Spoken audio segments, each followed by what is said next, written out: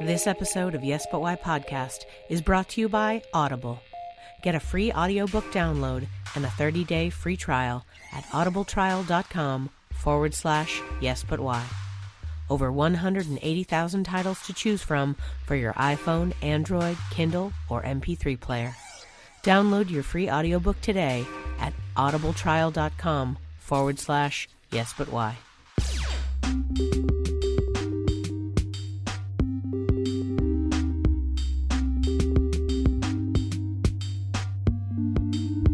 I'm Amy Jordan, and this is Yes But Why podcast. Yeah.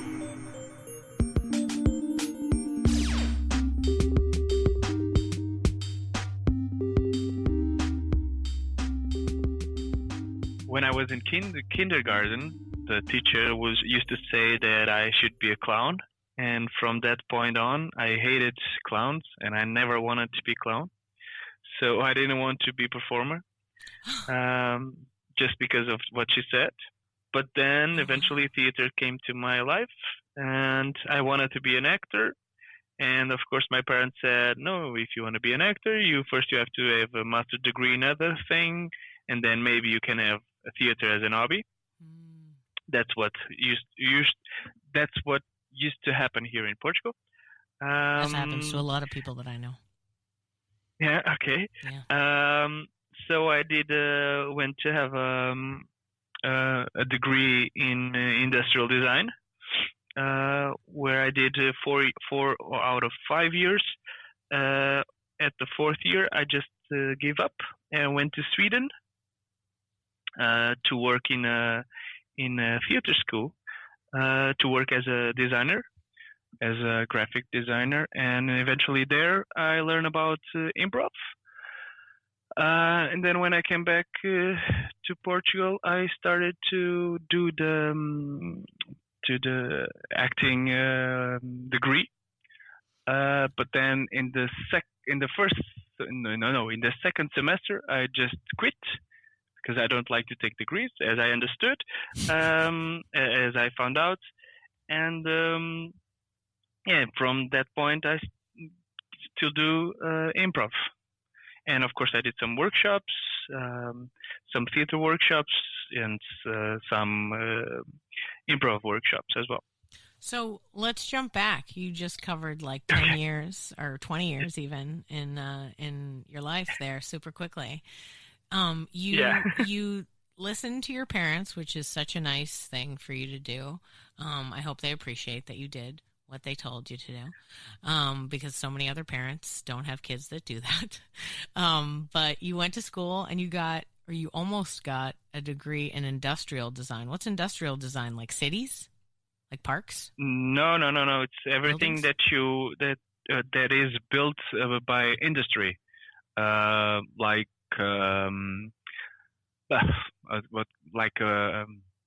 which is not artisanal.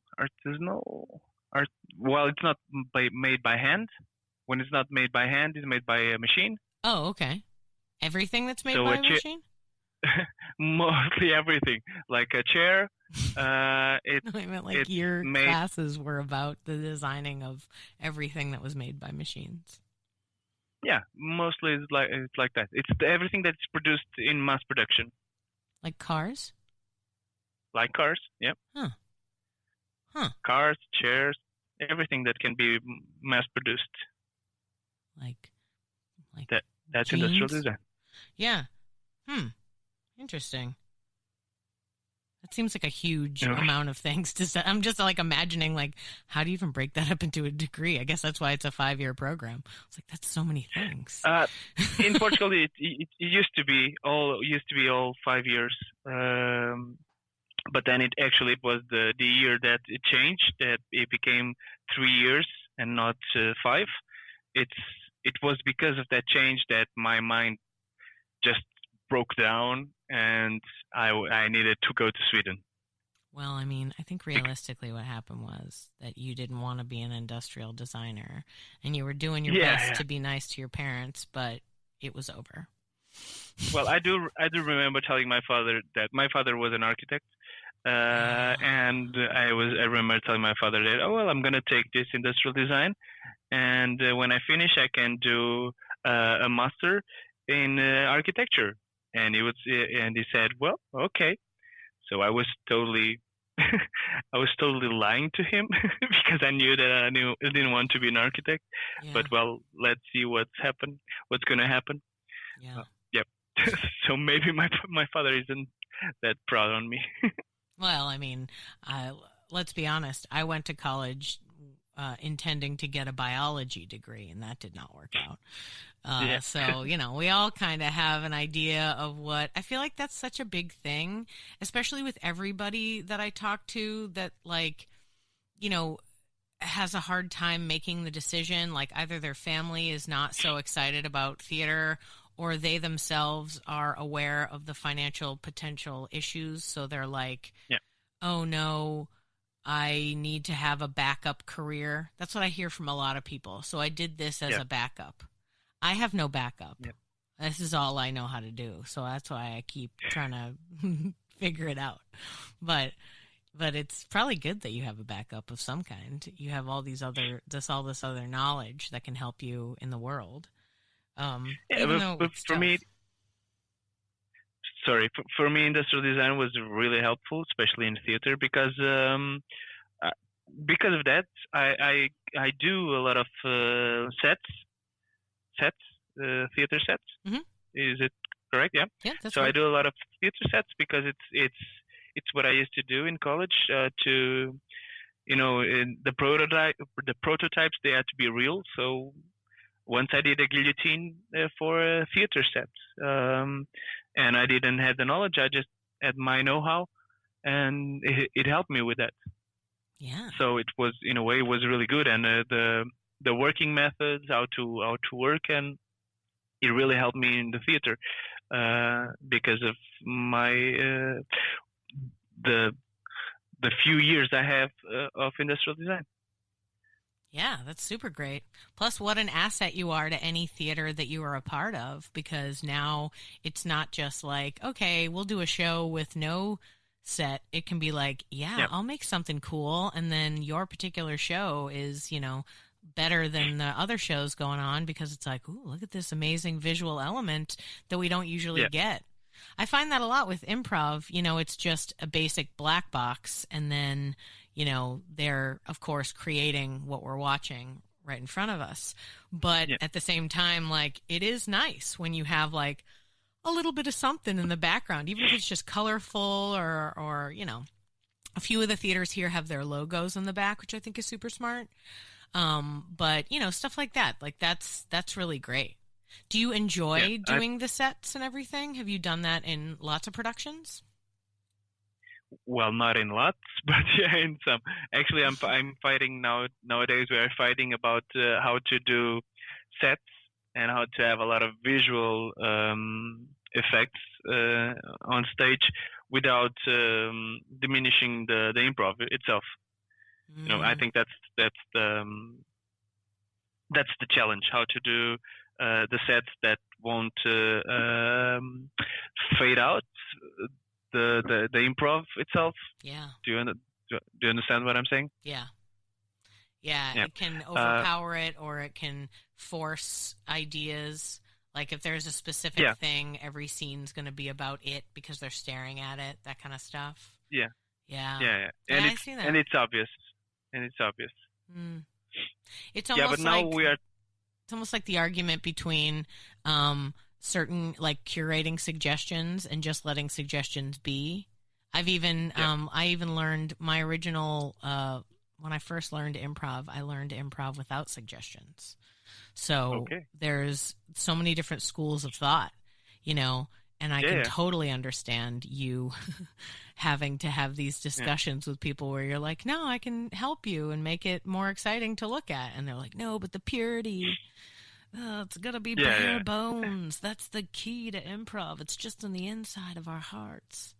Yeah, I totally get that. So what happened in Sweden? You moved to Sweden. You were like, school, I'm done. You go to Sweden. What happens in Sweden? Is Sweden a big theater place? What theater school did you work at? I work in it's called a Folkhögskola, which is it's like before you went to college and you finish high school, you can go to this school to prepare you to life itself. Um, and one of the courses they have is theater. Also, they have like dyslexia courses and arspeg, arspeg, aspergy. No, it's not. It's like well, I don't remember. So they try to give tools to people to go to college and to be better at college. So yeah, I was there in the. I was working with the teachers of the theater course, and I was doing the as I said the design, the web design and the graphic design. Eventually, I started to the deal was I was there. I had some pocket money because it was an EVS, in European Volunteer Service. I had pocket money, and in exchange, they would give me pocket money and some lessons. So I could take some theater lessons from that school. And the first thing that I learned about improv was theater sport, which was a big thing in that school. And they would do internal shows and also against other schools, like that school. Wow. Like that. Couple details I'd love to ask about. First was I love that there is a school that you can go to after high school to help prepare you for life. I sure wish they had those here. Certainly in an interim, either you're not ready to go to college yet, or hey, you want to go get a job. By the way, here are some life skills. Like, that's super great.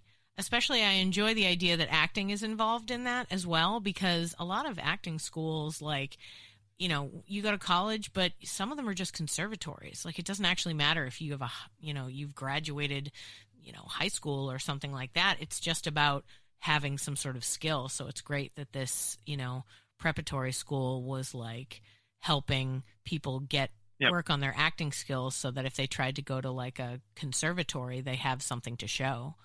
Because I'm sure lots of people, lots of parents are like, no, you can't do theater in high school. That's unnecessary use of your time. And so it's nice that they have this little thing where it's like, hey, but if you do like it. Plus, theater sports is fun. And you started out doing Swedish theater sports. That's super great. And you performed with them. Were you like performing and in their troupe and doing shows with them, or just taking classes? I was performing. First I started to watch.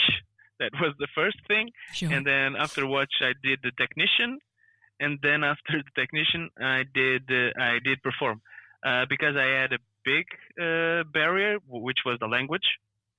Oh yeah. That was the barrier. So first I had to try to understand what they were saying, and then after that, I could perform that. So that's why after watching, I went to do the technician, because I could more or less understand what they were saying. And then I started to perform with them without speaking. Oh. And still not understanding what they were saying. But yeah. So it was very good for me, because it made me a very physical improviser. So I'm very physical, mostly because of this experience. Do you use a lot of emotion as well? Like outward physicalizations of emotion, so that your character can make choices that people, connect with, even without language? Sorry, could you repeat the question? Do you use a lot of emotions with your characters? Like, do you find that when you're doing your characters that don't talk, are the happiness is huge happiness, or the sadness is big sadness? Do you find that the emotional part is what you're using, or is it physical, like you're running around the stage, climbing on things? How are you expressing yourself without words? No, I think it's I use physicality, but it doesn't mean that it's clown. Yeah. In the way that it's not overreaction. Okay. It is just being there. When it's like when I say that I'm very physical, it's I speak better with my body than with my words. Yeah. I think that's that's the sum of it. Yeah. Now, do you think that like you're not interested in going big emotions because of that kindergarten teacher ruining the idea of clowning for you? No, no, no, no, no, no, no. No, because I was a clown before, and I already did a clown show, so it's I'm okay with that. Okay, you've gotten through No, that. That's good. the That's thing good. the thing is, if I need to go into big emotions, I go to big emotions. But if I don't need to go, I don't need to go. It Sure. The thing is, uh, I think there is like three types of improvisers, or in my experience, I think there is three types. And one type is the talky one, who just talks. It just rationalize everything, and it just speaks through everything. Then you have the middle one, which is talky but also physical, and then you have the physical, who doesn't give many voice suggestions or ideas, but it does it everything with the body. Did you understand? Yeah. Yeah, totally. And I like the breaking it down. Do you teach workshops with relation to physical improv since this is your expertise? No, I don't teach any workshop. Hmm. What I'm doing now, because I don't have. Well, first I don't have the time to organize myself into doing a workshop, Totally. and first of all because I fear that people won't come to my workshop. Oh. Um, and But what I do have is in one of my groups, because I didn't tell you, but I'm in two groups now. Two, Mm-hmm. yeah, two. I mean, no, in three. Sorry, I'm in three groups now, and in one of the groups, which is called Improv FX, we are doing open rehearsals. So we open the rehearsal to everybody. So if anyone wants to join, they can join. And in a way, it's a workshop because we have people with different levels of experience or none at all. So I'm giving workshops. Yeah, it's not a workshop, but it's an open rehearsal. And answering your question, since the group it's me and two other guys, so I work on what I want to work with my guys, and people are there and they learn that as well as a consequence. Yeah, just when you described there are three different kinds of performers, I was like, oh yeah, your brain works like a teacher. You have like, or at least you've been in improv long enough that now you're like pulling it apart and pushing it back together and finding new ways to communicate about it. I find that when I talk to people who are improv teachers, not just improvisers, but improv teachers, they are, their brain is always mulling over, like, I wonder if this would work. Let's try that. People who perform tend to like pick a way and then like, that's it. It's their own way to do it.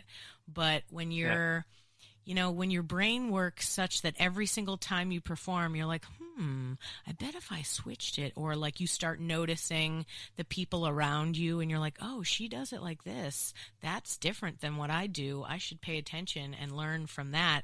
Like the openness of that. And don't get me wrong, every improviser should be that open to see the way everybody's performing around them. Yeah. But Yep. Just the way that you phrased it made me think, oh, he's teaching this, because it just sounded like I was going to be like, don't give away what you're doing in your workshops. I want people to pay you money. But I'm excited to hear about these 3 different things and like how to access that.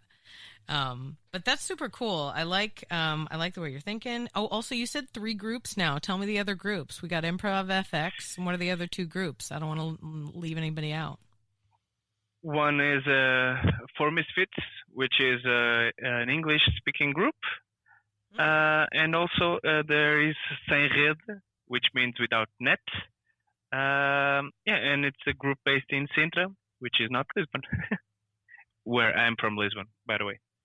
Oh, yes, you're in Lisbon right now? Yep. And the 3rd group that you're performing with, what is it like in just a town outside of Lisbon? Yeah. Oh, it is. Like a smaller town situation? Sorry? A small town versus a big city? Actually, in this small town is where the international festival happens. We have an international festival happening here in Portugal, not organized by me. And actually, it's in that small town. So. Oh, the International Improv Festival? Yeah. Oh, cool. What's it called? Espontâneo. Yeah, it's called Espontâneo. Is organized by Instantâneos. That's great. Which is so it's like there are 2 groups in Sintra. I think one of them organized the festival, which is not my group. And then there are some like 5-6 groups in Lisbon. Huh. So the scene here in Portugal, the improv scene here, is not that big. Yeah, that was my next question. I was going to say you came, so you like did theater sports in Sweden. You're having a good time, but you're doing it without words. So, you kind of want to get home and maybe throw some words in there. What happened? Like, was it like your volunteer service was over, and so they were like, adios, head on back to Portugal? Or was it like you got really excited about doing improv in Sweden and were like, I'm going to go home and see if I can do this at home? Yeah, that was exactly what happened. Cool. And when I arrived to Portugal, before I arrived to Portugal, I went to Birmingham to a project there, and it was creative people meeting together. And someone from Italy, they told me, well, but there is already a improv group in Portugal. And I was like, what? So turns out that I think at that time, so in 2008, I think the group was already like 10 years, but I never heard of them. But, sorry? I just said, wow, that you had been around them and they were like, oh, I had no idea that they were there. Yeah. And so, but I said, okay, let's see what happens when I return to Portugal. Let's see what happens. So when I returned to Portugal, a new group was just starting. And I tried to connect with them. I took a workshop with them. But then I did another workshop with some guys, and then with these guys I started doing improv in that group. Nice. But yeah, it was like that. So it took me like 2 years after returning from Sweden to start doing improv in Portugal. Oh. And at that point, there's only 2 groups doing it, and you're in one of the 2? That's pretty cool. No. I'm the third group.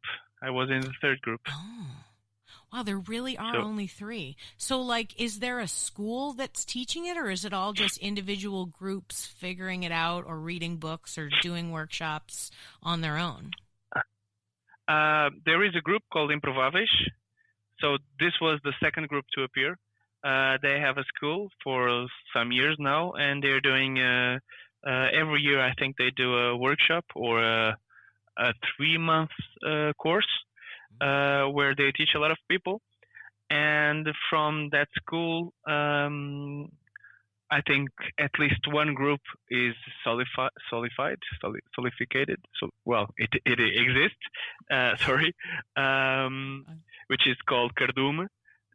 So from that school, this group started, and I think sometimes they have like old students joining together and performing.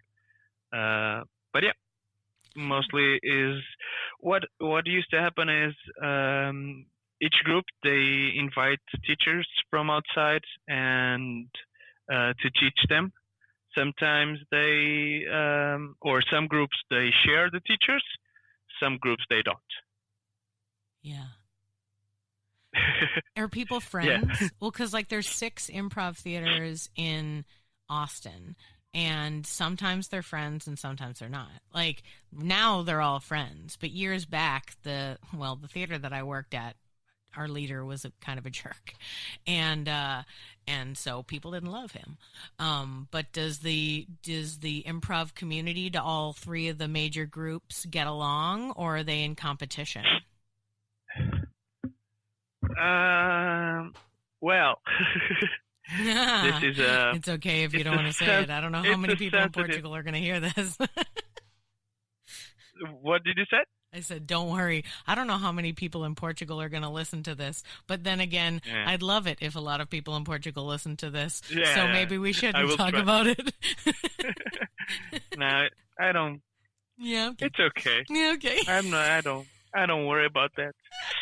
So, my theory. Yeah, tell me your theory. My theory. We have. Well, it's not a theory. That's my fantasy. I think that's my fantasy. So there are 3 universes in Portugal. One universe is one group. They are the famous one. They are the commercial one. If you talk to Muggles about improv, they will talk about that group. Muggles as mean people who don't do improv. Yeah. Okay. What a wonderful international phrase to use. Okay. Thank you, J.K. Rowling. So if you talk about this group, if you talk about improv, everybody will say that group, or the Brazilians Barbichas, which are a famous internet YouTube group. I don't know if you know them. Okay. You should I don't know. Check them. You should check them. So these are our universe. So they are the old ones, the first ones to start doing improv. Yeah. And then there are another universe which meets 3 groups. So they don't mingle, those 2 universes. They don't talk with each other. I see. Especially because the first universe will talk, don't like the second universe. Sure. Understand? Okay. Yeah. So, Makes and sense. these 3 groups, they work together sometimes. Well, not sometimes. They invite. One of them organizes an improv international festival, and the others they go along with them. Yeah. Yeah. So Makes total it's sense. like, yeah, they I think they interact because it's interest, because they're for their interest to be together. You know, it's interesting. It's almost like what we were talking about earlier with reference to the fact that, like, some people think that when you're an actor, you're just going to be famous. Like, that's your effort. Like, you're like, I want to be a famous actor. But wanting to be an actor can be so many things. And that if you're happy making plays in a small theater, or if you're happy working on community projects or something like that, you know, but still in the industry, people are always like, oh, well, if you're famous, what you're doing is more important. And I'm like, I don't think that's true. I think that every bit of art that's being made, every bit of theater that's going out in front of an audience is worth it. And, you know, I've done improv shows for 3 people. And I'm like, you guys are going to have a wonderful evening. let's enjoy it together. Like, I don't care whether it's 3 people in the audience or it's 5,000, like, or 1 million, you know, though I can't imagine a 1 million person audience for improv would be great. But at the same time, like, there has to be, you know, everything has to be worth it. I think everything is worth it. No matter what you're doing, I think that it is good and great. But I totally understand that if you, like, you know, think you're fancy and you think you're the top dog, that it's easier for you to, you know, act like that. There's a theater here in the U.S. that's like that is like the #1 name brand theater. That when people are like, oh, I do improv, they're like, oh, like UCB? And you're like, yeah. But not UCB. But I don't do UCB. And even the people that are in the city where that is, in the cities where that is, you know, I find that that's just all famous people. It's like good luck getting on stage there, because the famous people that graduated want to keep coming back because improv is fun, and more fun than their acting careers in Hollywood. And so they're coming back and taking the stage time from, you know, Judy Smith, who just finished classes. She paid her dues, but, you know, famous person #1's here. So sorry, you're out, Judy. So, yeah, that happens a lot. I mean, I just wonder, because I've interviewed people in, you know, who, like, I'm lucky. In Austin, there's so much to do. There's so many festivals. There's so many theaters. I will never tire of, you know, the opportunities that I have around me. But I've talked to people who are in cities where it's like, yeah, nobody does improv. It's just me and my friend, and we read Truth in Comedy, and then we started doing it. And I'm like, what? That's amazing. Like, how do you even, if I didn't have all these people kind of pushing me along, like, sometimes I feel like I'm just in a massive crowd, and that, like, even though I'm like, oh, I don't know if I can do it, the crowd pushes me forward, and I'm like, oh, I guess we're doing more improv. Like, you know, it's just, I can't imagine. How do you keep it going in a smaller community? Like, you guys are doing all the work. You're not getting, people aren't handing you stage time. You're creating the shows. How do you keep that going? How does everyone stay positive and focused? Well, first, I think we have a second job, which is the first job which gives us money. Yeah. So that's the first thing. And second, in my opinion, well, my perspective, I think it doesn't make any sense to do anything else. So I think improv for me is sharing, actually is just sharing, because I think the quantity of stories of the fantasy that I have in my mind, the worlds that I can create in my own mind, if I don't share with them, with the audience or with my colleagues, they will get lost. So for me, it's the only thing that makes sense is to share this, what goes in my mind. So even if it's hard to do it, if we don't have the space, or if we have to cancel the show because there's not enough people to watch the show, that's why I keep doing it, because it makes sense doing it. Yeah, it feels great to share those stories, to get those stories out there. Yeah. It's an amazing way to be creative. And also, so you also do painting. So you have so many stories that they're coming out of you in different mediums. Are you painting and, like, selling paintings, or do you use your paintings just for yourself, or in your sets? Actually, I'm painting this one. The one I just painted, I'm just painting as a gift. But I don't paint because I don't have the time, because as I said, I'm in 3 groups. I'm also working on my solo right now, so I don't have much time. Today I'm sick, but usually I get out of work at 4 p.m. So at 4 p.m. when I arrive from work, I take a shower, I take a nap, I wake up, and I go to the rehearsal. So this is my daily basis, more or less. So I don't have much time to anything else. But I wanted to. I wanted to paint minifigures. I want to paint, but I don't have the time for doing that. I'm so glad that you have taken, like, that you took the time that your hands would be just doing nothing while you're on the phone with me to do the painting, though. It's like I hold creativity as the most important thing. I love it. And so the idea that while we're talking, you're also painting, it's like so beautiful and wonderful. Like, I'm like so happy that this is happening all at the same time. I'm like, yes. I was worried that I couldn't have a beep. Sorry. My English is decreasing. I was worried that my concentration was getting lost because I was painting, but I think it worked. Oh, yeah. Okay. No, I don't think so. You stay pretty on top of it. I don't think I've been like, oh, God, what am I talking about? Does he know what I'm talking about? No, you're great. It's been a pleasure to talk to you. What are you talking about? Yeah. I'm just so excited. The idea that, like, I used to paint and, I haven't done it in a while. But when you said that you were doing it, I was like, oh God, that's so wonderful. Like, I'm just so happy. I just imagine you in like a room with a big easel, just painting on it while you're on the phone with me. Okay. Yes, it is exactly like that.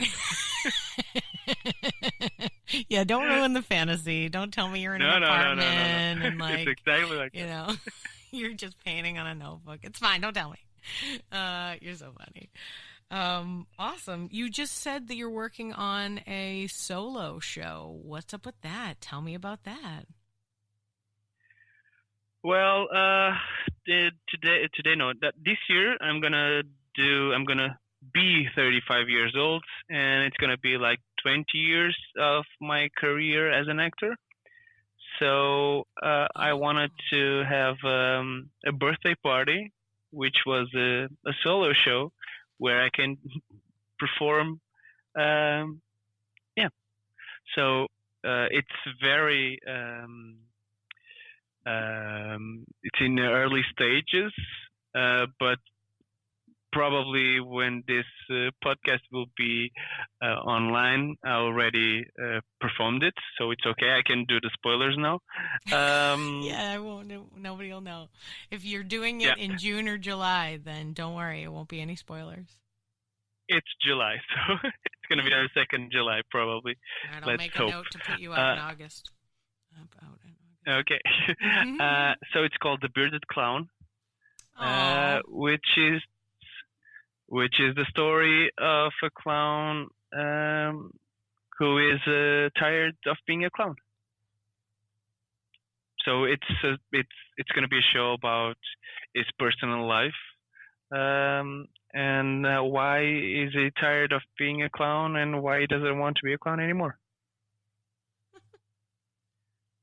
You know what's really interesting about that? Strap in, audience. I have a theory about life, and I'm going to tell it to you. Now, if you've listened to multiple episodes of this podcast, you've heard it because I talk about it all the time. But I have this theory that we go through life in 18-year cycles. So, like, when you're born through to being 18, you're with your parents. You're living the life as a child. You're learning. You're going to school. You're under the care of somebody else. And when you turn 18, they generally let you be an adult at that point. Even if you're still living with them or you're going to school and all that, you still have some autonomy. People let you make decisions. You're figuring out who you are as a person. So the next 18 years, 18 to 36, is your becoming who you are on your own. You first start becoming who you are under the tutelage of your parents, and then you become who you are on your own. And after that, you then have to live many more years, 2, maybe 3 if you're lucky, cycles of 18 after that. Now, I think each 18 years, you kind of become a new person, like new exciting adventures happen. You look at the world differently, everything. When you're 18, you're a different guy than you are right now. Yeah. You're the way you looked at the world, the things that you wanted from the world, the fears that you had. And next year, so I love that you are doing this solo show to celebrate the period of time that you have spent from 15 to 35 doing theater. It's beautiful. It's wonderful. I'm so excited about it. And I think that when you get a little bit older in the next couple of years, when you become new you next year, the year after, and you're like, oh, I need to do some new project. Who am I? I'm a different person. My creative things are a little bit different. How is it going to work? You're going to be so happy that you had this show, that you were able to like digest and put it together. Like, what a smart thing. We should all do this. I'm going to start telling everyone to do this. When you're 35, like, come together and think about what your life has been like, because it's important to reflect on what you've done, appreciate it, and then move forward with the knowledge that you have. Like, I'm sure that it was tough when you were at the college for industrial design and you were like, this is not what I want to do. I'm doing this for someone else. I don't want to do it, but I guess this is just what I have to do. But I love the fact that even though it was might have been tough at the time, that now you take the knowledge that you learned. You're like, well, I did learn stuff, so I will take what I learned and I will use it to help what you really do love. So, I mean, like, that's just so awesome. And it's like this show sounds to be like it's going to be amazing when believe me, when this episode comes out and we're already going like, guys, everyone's talking about it. It was the best show ever. Everyone was so excited. It'll just be I think everyone should do that. And I think that it is such an awesome thing that you're doing. Yes. I hope that I can find a place to do it, because that's the hardest part. I want to mention that I'm being directed by a friend. He's called Stephen Thornton. He's an American improviser. And he's living here in Portugal. And he is giving workshops. Yeah, so if I can, I'm promoting him. That's awesome. I love that you have a director to work with you. I recently directed a one-woman show as well. A friend of mine did a bunch of different characters and was developing a show like that, and I helped direct it. So I felt so honored to be allowed to be part of this process with her, because it was her thing, and I really just wanted to make sure she got out of it what she wanted. And I'm sure Stephen wants that for you. It's so great that improv allows us the opportunities to find people to collaborate with, people who we can feel comfortable with and who will help us get our creative vision out there. I'm so glad that you have him. That's super awesome. Yeah, it's good. Yeah. You know, just throwing this out there, I don't know that it would really make sense, but the place where you're going to have that workshop with the glamping and everything like that, maybe you could do the show there. It's like a weekend. Glamp, watch some theater. Yeah. Yeah, could be. But it's a Tuesday, and I have to go to work. So I can't make it. I can't make it. All right, well, I'm trying. You just, I remember when we talked before, you said you were starting a bar. Is that a thing? You're starting a bar? No.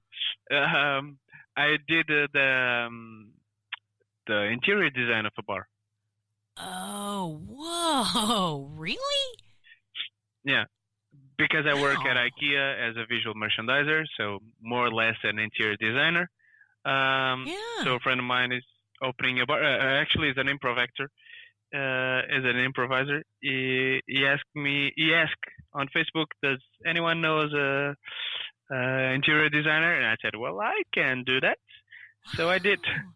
That's so cool. So now there's a bar in Lisbon that was decorated, that was like designed by you. That's so awesome. Yep. And he's from an improviser, so probably he's gonna have improv gigs and music gigs, and so definitely it should be a place to stop when you come to Portugal. What's the name of the bar? 74, which means 74. That's fun. Is there a reason why it's called 74? Because it's the year of our revolution. Oh. When we have a revolution, we had a revolution. So it's a 60s bar, no, 70s bar with a jukebox, and well, probably you see that in America everywhere, but Yeah. not here in Portugal. Oh. So there is a jukebox, and it's a tapas and wine art cafe. That's the official name of the bar. That is awesome. So there's wine, there's tapas, and there's art. Yeah, there is. That's so cool. I also, by the way, love that you work for IKEA. Super awesome. Just because, like, Yeah. I mean, IKEA is Swedish, right? Yes. So it it's is. like making all your connections. You went to Sweden Yeah, and it was in your heart forever. And you were like, Yeah. I'm putting together. See, this is why you're awesome. You've taken Yeah. everything that you've done and just used it. You didn't throw anything away. You were just like, let me just throw this info in my backpack and I'm going to need it later. And then they were like, hey, we have this job at IKEA. And you were like, perfect. By the way, I'm exactly who you need. I love it. Actually, it helped me to get into IKEA because I did love the gummy bears, or not the gummy bears, but some sweets they had in Sweden. So I kind of said in the interview, yeah, I really enjoyed Sweden, and especially those sweets that you have. That's what reminds me at home. So I did. Nice. Yep. Exactly. Oh my God, that's so perfect. I love it. I was literally, so I teach improv workshops to all sorts of things, all sorts of people. And I taught it very recently at this comic book convention. I did an improv festival and I called the workshop Learn How to Be Funny at Parties. And I essentially just talked to them about mining information and then using that information in conversation, right? So exactly what you did. It's like you find out that the person you're talking to is Swedish. You know a lot about Swedish candy, so you can connect with them by referencing this thing that you know, and then they immediately feel comfortable with you because we have this common ground. And that was like the essence of my whole workshop, was like you just talk to a person, find a way to find common ground, and as soon as you have something, it's a television show, it's your hometown, it's your favorite food, doesn't matter, boom, you're best friends. If you can find one thing to connect on, it's exactly what you need. The only thing you need. How you get a job in a job interview? That's what do you need? To connect with the person. Well, yeah. I mean, absolutely. I mean, if you connect with them in a way that makes them trust you, that's all. I mean, that's how you get a job. At the end of the day, nobody knows if the person is handing you a resume that really shows that they have the ability to do the job. It's really just a matter of, making people trust you. And the beautiful, best part about being an improviser is that you're working on that skill every minute. You're like, I will make everyone trust me. Everyone in this room can trust me. And when you're trustworthy, you're a better improviser. And then that just makes you a better human being. Yep, that's totally true. That's what I believe in. I believe that I think you can only be a good improviser on stage if you are a good improviser outside of the stage. And when I'm saying improviser, I'm not saying that we are lying or making up things. I think that you are true to yourself. You share your knowledge, and you are generous to other people and to other people's idea, and you support everyone. I think that's the way you should be an outside improviser to be an inside improviser. Was it clear? Good. Yeah, no, I'm just taking that in. Yeah, that's awesome. You know what? That's perfect. That is a perfect way to end this wonderful conversation. Thank you so much for being on the podcast. That was such a gem. Thank you. I'm like, that's solid. Yes. Listen to that, audience. That's what you got to do. Thank you so much for talking to me and taking time out of your day. Thank you. Now I'm going to bed now. Just to rest a little bit more.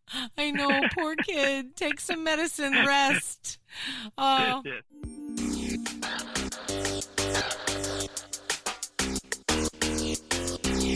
Thanks for listening to Yes But Why Podcast.